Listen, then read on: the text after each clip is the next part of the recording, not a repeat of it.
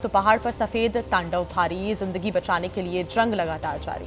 उत्तराखंड के चमोली में आए एवलांच में फंसे 54 में से 50 मजदूर बाहर निकाल लिए गए हैं, लेकिन 4 अभी कहां हैं किसी को मालूम नहीं है और उनकी तलाश में राहत बचाव दल जुटा हुआ है। लेकिन घंटों की मशक्कत के बाद भी अभी मिले नहीं है वो 4 मजदूर और अब दिल्ली से हाईटेक मशीनें मंगाई गई हैं। सवाल लेकिन यही बना हुआ है कि नई मशीन लापता लोगों को कब तक खोज पाएगी।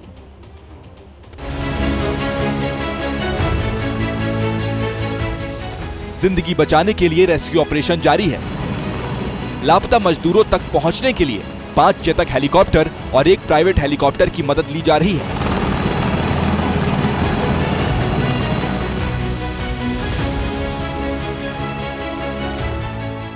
यही नहीं, दिल्ली से जीपीआर यानी ग्राउंड पेनिट्रेटिंग रडार मंगाया गया है, जिसकी मदद से मजदूरों की तलाश की जाएगी।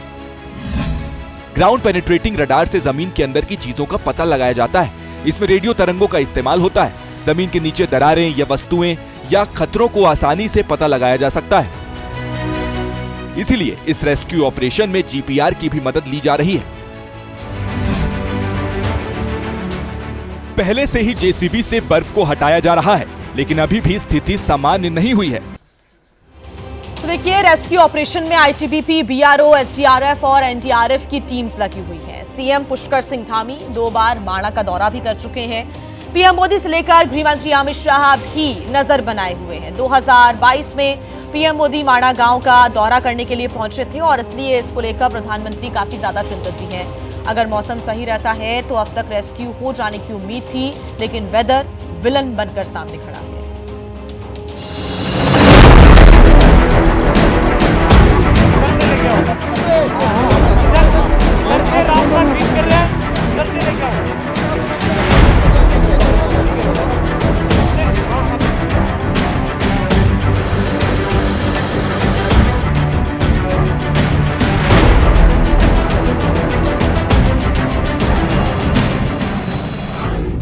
बर्फीला चक्रव्यूह, मजदूरों का रेस्क्यू।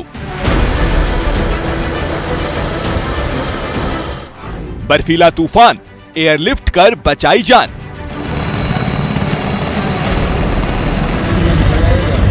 अंदर भीड़ को आगे नहीं आना।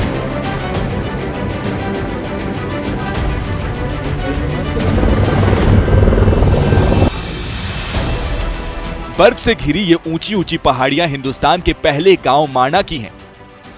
यहां शुक्रवार को आए अवलांच ने चारों तरफ हड़कंप मचा दिया।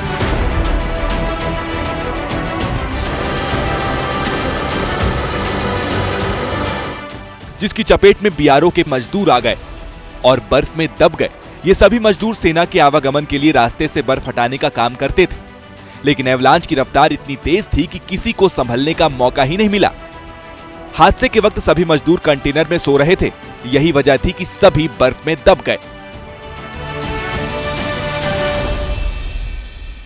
सेना के जो 3 हेलीकॉप्टर हैं, जिसमें 5 चेतक हेलीकॉप्टर हैं, वो माणा पहुंच चुके हैं, जिनसे जो सैनिक माणा के अंदर उतारे गए हैं वो 8 फीट ऊंची बर्फ में, मतलब 8 फीट तक जो बर्फ वहां पर जमी हुई है, उसमें पैदल चलकर श्रमिकों को खोजने का काम कर रहे हैं।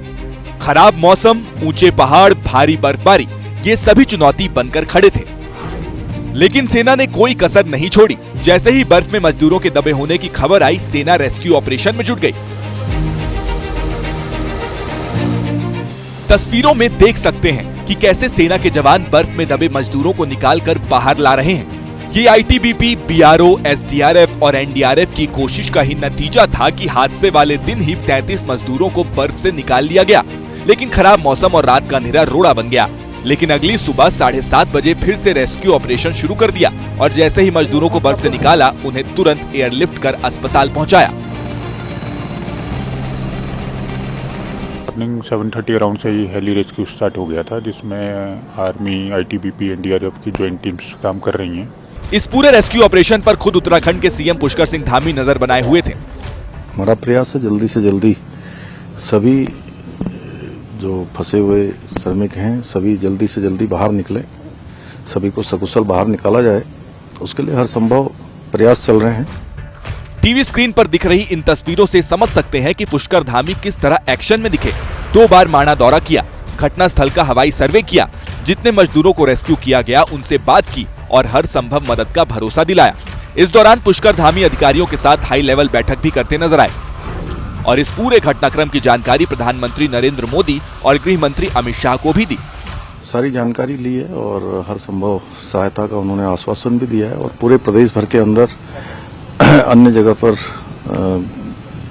बारिश के बाद, इस बर्फबारी के बाद क्या स्थिति है उसके बारे में भी उन्होंने जानकारी ली और केंद्र सरकार और आदरणीय प्रधानमंत्री जी का कार्यालय लगातार यहाँ संपर्क में है। जो बर्फ के एवलांच के कारण से जो घटना घटी है, सेना के उच्च अधिकारी वहां हमारे पहुंचे हुए हैं। सभी लोग संयुक्त ज्वाइंटली इस अभियान को एक सुरक्षित कैसे निकले पहुंचे, इस पर सब जुटे और सभी वहां से रेस्क्यू कर उचित स्थान पर हेलीपैड में पहुंचाया जा रहा है।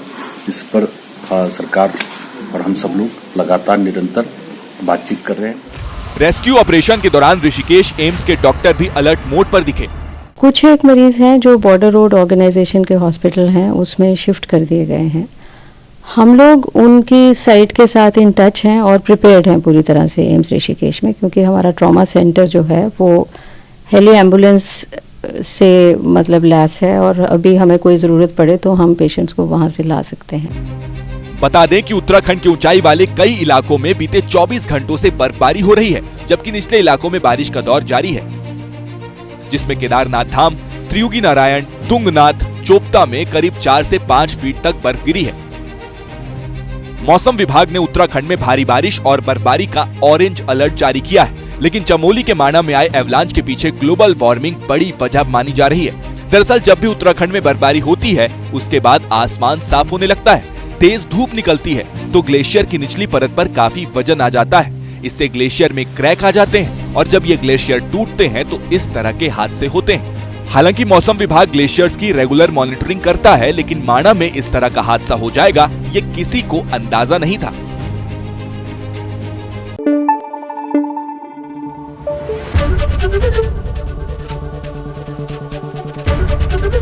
एबीपी न्यूज आपको रखे आगे।